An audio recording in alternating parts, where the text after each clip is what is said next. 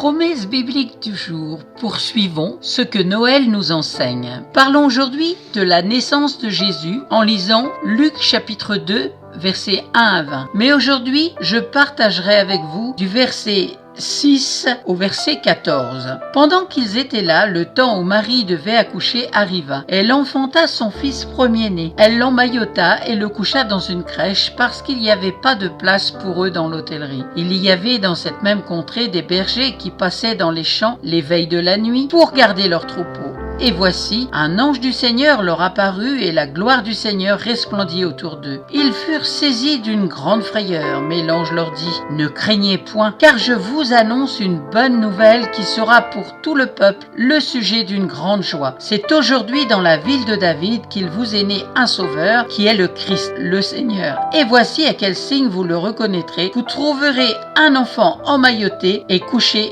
dans une crèche. » Et soudain, il se joignit à l'ange une multitude de l'armée céleste, louant Dieu et disant « Gloire à Dieu dans les lieux très hauts, paix sur la terre et bienveillance envers les hommes. » Et vous lirez le restant chez vous. Dieu le Père aurait pu adopter un enfant pour accomplir son dessein, mais il a préféré une voie parfaite. Son fils s'est incarné dans une enveloppe charnelle. De la conception jusqu'à la mort sur la croix, le Seigneur a été parfaitement humain tout en conservant sa nature divine. Il a connu toutes les phases de la vie terrestre comme n'importe quel individu. Le Créateur a ainsi montré qu'il s'identifiait totalement à notre condition humaine. C'est pourquoi nous sommes invités à nous approcher d'un Dieu non pas lointain et inaccessible, mais réellement proche. Dans ce but, il s'est dépouillé de sa gloire céleste pour devenir un simple humain comme nous. Lisons cela dans Philippiens chapitre 2 verset 7. Mais s'est dépouillé lui-même en prenant une forme de serviteur, en devenant semblable aux hommes, ayant paru comme un simple homme. Lors de sa venue sur terre, Jésus était bien humain, mais non charnel. Il était humain car il a vécu dans les mêmes conditions que nous. Il a eu faim, il a eu soif, il a été fatigué, joyeux, il a été triste. Vous pouvez relire tout cela dans Matthieu chapitre 26 verset 37.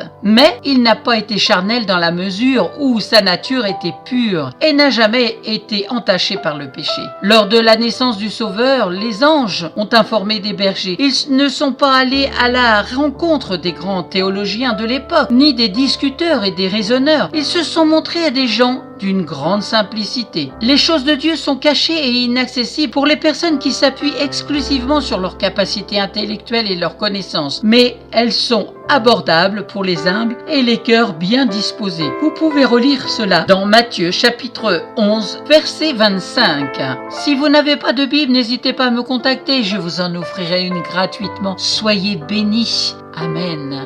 À très bientôt.